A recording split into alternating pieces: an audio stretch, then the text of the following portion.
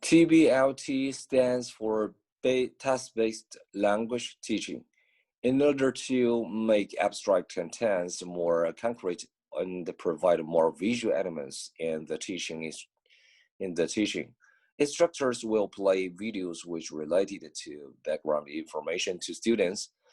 Teachers or instructors have responsibilities to spread information without bias or stereotypes. In addition, teachers should respect all students' cultural background and religions. According to my research experiences for language learners and cultural portrait in the media tasks, I already realized that even the description of mainstream medias may not be objective enough. Therefore, responding to cultural appropriately in the context of instruction becomes a goal kind of challenge. Today, I want to share two ideas in order to achieve this goal. First, focusing more on the objective facts or phenomena. Sometimes the stereotypes generated when people relate one phenomenon to the internal values, but the baseless thoughts or predictions about values never acknowledged by local people. Second, keeping an attitude, acknowledging all differences. While the differences might not mean better or worse, each phenomenon is just unique. I would like to share my own teaching experiences as an example. I'm a grade 10 math teacher, and sometimes I will provide the background information of mathematicians as supplemental resources. When I introduce to my students, I would focus on their real experiences and achievements rather than anecdote. Introducing anecdote might be more attractive to students, but also be harder to eliminate bias and even misrepresenting.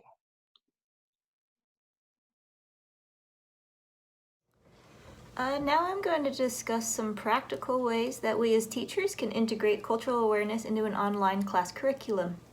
So the tools that I'm going to suggest are geared towards adult learners, but some of these ideas can be easily adjusted for younger students.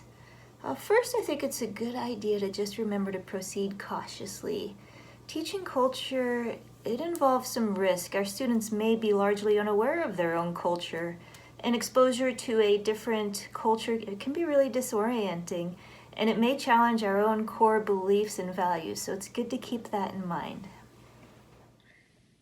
First, I would just recommend starting with tasks that cause students to reflect on their own native culture. These would be tasks that make students think about how others may stereotype or perceive their own culture, much like the tasks that we started with in this class. For instance, we could ask them to write about what they would tell people about their culture that other people might not know from the media or music or literature that comes out of their culture. You see, we want learners to become objective about their own culture and stereotypes. That's the first step to dismantling stereotypes they may have of other cultures. Another good task to start with is to have students complete a survey in their native language where they answer questions. They can use their own language to do that about their own beliefs and practices, and then this data can be collected anonymously and analyzed. And this gives a nice objective, data-driven picture of the student's culture and cultural practices. So we may only understand what our culture is when we're exposed to a different culture.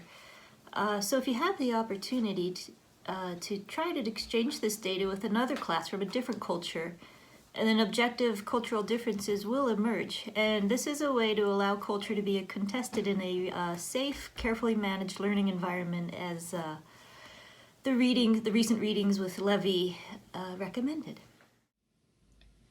There's also a lot of authentic material on the web, but I'd recommend that students don't just jump in and try to practice English on any site that appeals to them. A website specifically designed to support language learning will, at least initially, probably be more effective at introducing a new culture as well. Then these sites are more sympathetic to non-native speakers. Sites such as Tandem.net and HelloTalk.com will pair native speakers trying to learn a new language with people that speak a different native language so that they can learn each other's language. Internet forums, though bursting with authentic examples of language, can be really challenging for language learners to use, and I wouldn't recommend having learners jump right in and start practicing language in these. The other commenters can be pretty hostile to language learners, and the language used can be really difficult to comprehend. But the forums can still be useful as a teaching tool, even if the students don't actually participate in the discussion. You can have the students keep learning logs of the different types of language that they see in these forums, and then the language can be pulled apart and examined as a teaching tool. Finally, email exchanges, texts, and chats with a class of a different culture can really provide very rich resources for learning about another culture. And we can pool all these communication and exchange between these classes and share it. And then when viewed as a collection, those exchanges can be a really rich resource of cultural data for some in-class discussion.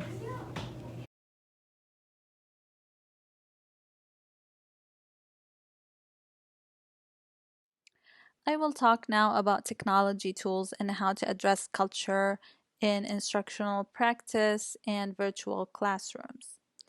I will talk about Arabic as a target language and also the Arabic culture. And as we all know, one of the main aspects of a culture is the food and the cuisine. So that's why I will focus on the food for this example. Uh, First thing we can do is present photos of famous food selections of the target cultural group. In this case, we're talking about Arabic culture, so Arabs and the Arabic food. We can use Pinterest or Instagram to do that. I included a video of this Instagram account, Feel Good Foodie. It's a Lebanese lady that shares Arabic food and Arabic recipes. Very simple, so students can check this account out and also find something interesting like a hummus recipe, for example. Number two, we can do is present a video to explain different cultural practices about food and the dining experience. We can use a YouTube video for that. I included one here because it's very funny and it shows the differences between Arabs and non-Arabs when it comes to food. But also what we can do is collaborate with L2 teacher. In this example, in particular, we can collaborate with an Arabic teacher to make a video about that. But in my case, because I'm a native Arabic speaker and also I come from an Arabic background, I can do that for myself in the classroom. Number three, prepare an online assessment activity to help learners assess what they've learned. It can be through Google Forms, for example, just a simple activity, some questions about what they've learned. And also, and if you click on the link, you can go and see the questions. And one of the questions is to actually pick out a recipe from this account and recreate it. Just a simple recipe like a hummus, videotape the recipe, the recreation of the recipe, and share it with the class. That was everything that I wanted to focus on for this presentation.